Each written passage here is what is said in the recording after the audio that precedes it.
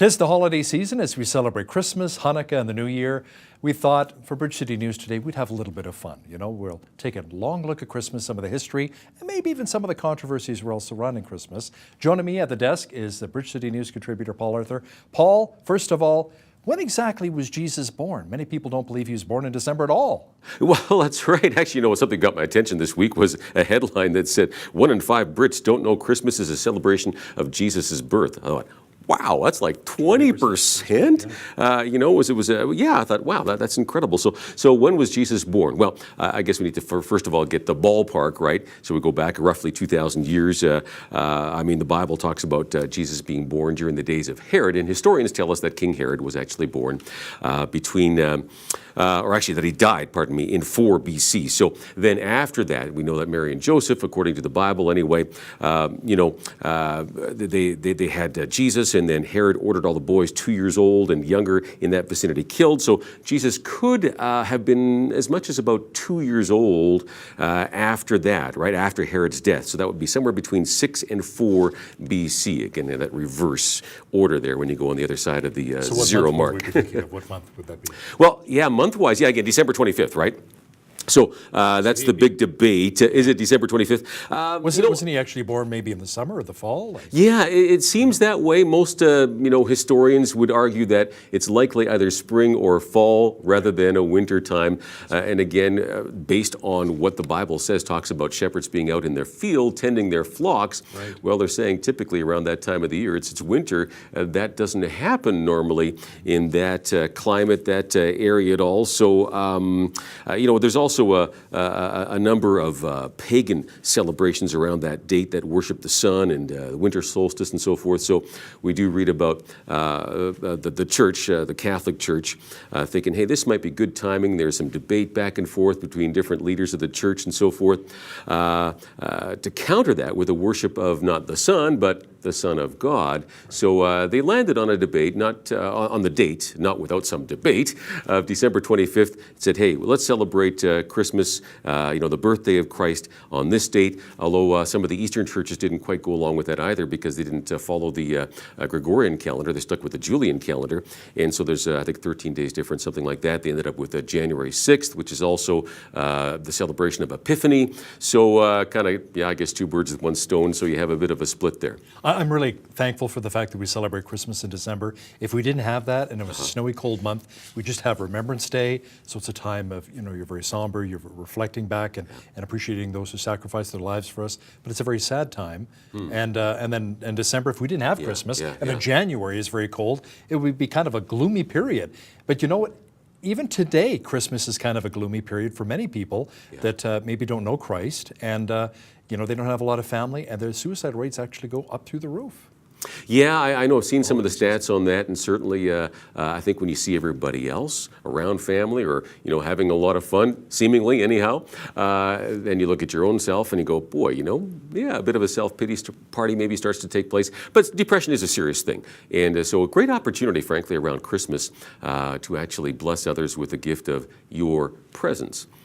Be around them, visit with them, encourage them. Yeah, well, it's true though. Hey, let's talk about some of the traditions of Christmas, especially caroling. How did that all begin? Yeah, caroling, by the way, it's a tradition we do with our family. I don't know if your family did that. We go out with the kids and we'd literally go door to door and sing for the neighbors. We'd bring along some Christmas baking, and you know what? They'd invite us in. We'd actually visit with people you wouldn't see the rest of the year. It's a great opportunity. Wait a minute, Christmas, I'm going to give you the address to my house. You have to bring the baking. Sure. Good. Now, speaking of which, let's talk about some of the food, because I'm one of the rarities. I actually kind of like Christmas cake, some of the fruit cake. I love the eggnog. I love it all. I want all the turkey. Yeah. How did a lot of those traditions start as well? Boy, I'm not exactly sure where all the turkey traditions started, but it is certainly, of course, the North American tradition. But other cultures have different traditions, right? You think of figgy pudding. Where did that come from, right? I think it's more of a UK thing, right? Where you have different types of dishes around Christmas than we do here in the States. I saw a funny story one time where a family actually, instead of doing all the work around the turkey and all the trimmings around it, what they do every year is they have hot dogs. Hot dogs. Wow! Go figure, hot dogs. Hot dogs. Yeah, the reason is because it's simply simple, and everybody kind of likes the hot dogs in that family. They said, we're going to give Mom a break. You know what? We're just going to do something simple and enjoy each other's company. So a little bit of a countercultural thing there. Let's do hot dogs. Fascinating. Well, with my mother and I, we actually have Chinese food, Cantonese chow mein. Oh, at okay, Christmas. yeah. Kind of a tradition she started years ago, and I'm like, I'm kind of used to this now, right? It's not too bad. Wow. Now I want to ask you, Paul. Some people are offended when you say Merry Christmas. They actually get offended, if you can believe it or not. Yes. And they say, you know what? Just give me Happy Holidays, Right. Festivus for the rest of us, for like a Seinfeld episode would say, yeah, right? yeah. So, should people be offended when you say Merry Christmas? I certainly don't think you should be offended. I mean, historically, of course, Canada being a Because we're very multicultural here, right? We are multicultural, So but of season's course, greetings might be historically, easy. though, Yeah. I mean, historically, we are a Christian nation, and still, even though most people don't follow it like really seriously, about quarters of us do believe in some type of God, mainly the God of the Bible. So the tradition here in Canada is to celebrate Christmas with some religious context to it. So I don't think it should be offensive, frankly. The vast majority of people I meet, even from other faith groups, are not offended. I think there's a very small minority who are quite vocal who speak up about this. And I think, generally speaking, Canadians, we're a pretty good bunch. Go ahead and say Merry Christmas. What's happening, of course, is at some of the stores you do see Holiday trees. Yes. Not Christmas You ever trees. seen a Thanksgiving tree, Hal? Thanksgiving tree? What other kind of holidays have trees? It's only Christmas that has Right. the Christmas tree. So hey, let's just get used to that, okay? It is actually a birthday celebration, Christ's birthday. So I think the vast majority of people are not offended when you say Merry Christmas. So let's keep on doing that. You mentioned carols before too, and where that came from. It's interesting that some of our traditions do get a little messed up, though.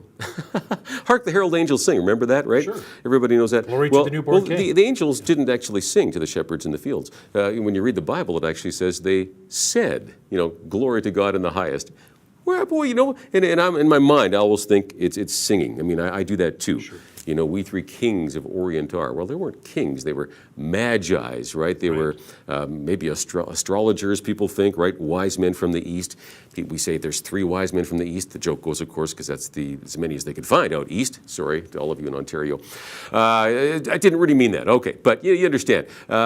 We sometimes just mix things up there, and because there's 3 gifts there, gold, frankincense, and myrrh, so we assume there were 3, but we don't know. We're not actually told in the Bible how many wise men there were. I want to chat a bit about Santa Claus. Sure. Okay. Should parents teach their children about Santa at a very young age, or maybe at a certain age should we kind of let them in on what the real meaning of Christmas is? Yeah, What are your thoughts about that? I know I've heard a lot of different takes on that as parents, and I guess each parent has to make their own decision on that. I can't tell you what to do. We decided to tell our kids about it at an early age, but at the same time explain what other families, kind of told their kids, so they're not going to get this clash in school or in the playground and that sort of thing. And we actually did let our kids go to see Santa, and that may be At the mall? Yeah, Sit on you know Santa's what? lap? It was kind of funny because what our kids would actually do, they'd start to, we encouraged them. We were a singing family. We love to sing. They actually sang some traditional carols to Santa. We did this several years in a row. Every time Santa would go, wow, that was great. Can you do that again?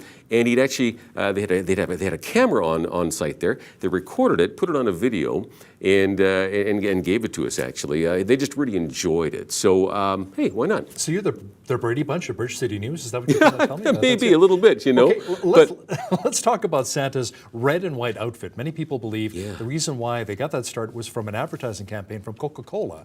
well, there is some truth to that, actually. I think it was 1931 when Coca-Cola actually started this even ad the 30s, campaign. Yep. right, wow. And there is a lot of truth to the traditional Santa we see now did come to some degree from that. There's a few other sources as well. I actually want to briefly share where Santa Claus, though, originally got the red and white from. Okay.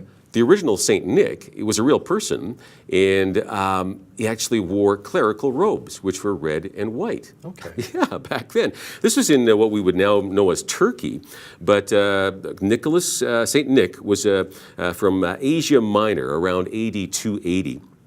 And his uncle was a priest. So when he was about 10 years old, there was a plague that swept across the land, took his parents, St. Nick's parents, and his uncle put him into a monastery, became a priest at age 19. At age 20, he became the bishop of Myra Lycia, okay? And he became known as the compassionate bishop. He loved caring for the poor and so forth, okay? And so the famous story about him is that he had a wealthy friend. And a shipping merchant who was reduced to poverty in a very short period of time. He had 3 daughters who were of marrying age, and back then, apparently, in order to get married, you'd have to come up with a dowry, and he couldn't do it. And so apparently, one of his daughters was actually contemplating becoming a prostitute to pay for the dowry because they didn't want to spend life as, spinsters, right? So Nicholas had some resources to help out. Okay, so he went to get some cashola here to help out, right? And but he didn't want to offend his friend here as well. So this is what he actually did. This is his history behind it. 3 consecutive nights, St. Nick snuck into town, dropped bags of gold where the family would easily find them. The last night he dropped a bag of gold down the chimney, apparently ending up in a sock that was drying in the chimney with the heat there. So the daughters had their dowries, and of course the one daughter, saved from prostitution and so forth. Wow. It's quite a great story. He also, by the way, loved kids. He started a ministry, maybe a little bit like Santa's Workshop. He actually hired a cook and a carpenter, one to make wooden toys for poor kids. He's credited with making the original cinnamon roll and gingerbread recipe because he wanted the kids to be blessed. They believe he died in about 342 or 352 on December the 6th. Now, some people believe, and that's an amazing story. Yeah. Thank you for sharing that. A lot of people believe now that Christmas has become far too commercialized. Mm-hmm. It's all about gimme, gimme, I want to open. I remember, even some of my family, when the kids were little, they would rip open one gift, toss it aside, not even really looking at what they received. Couldn't wait to rip open another one, right? It's just become way too commercial. And what are your thoughts on that instead of the true meaning of Christmas? Well, I think that's probably true, that it is too commercial. I've seen a number of stats here, and they vary from from survey to survey, but Canadians spending roughly anywhere between $600 and $1,000 on Christmas and related purchases. Put it on credit. That's like, wow. Well, that was the other interesting stat I saw. Debt. It was 67% in the one survey were saying, yeah, you know what, we actually put it all on credit. So 2/3 of us saying, you know what, yeah, this is plastic, we'll worry about it later. And wow, I think there's pressure that comes on us sometimes from our own kids, from neighbors, whatever it might be, of course, advertising and so forth.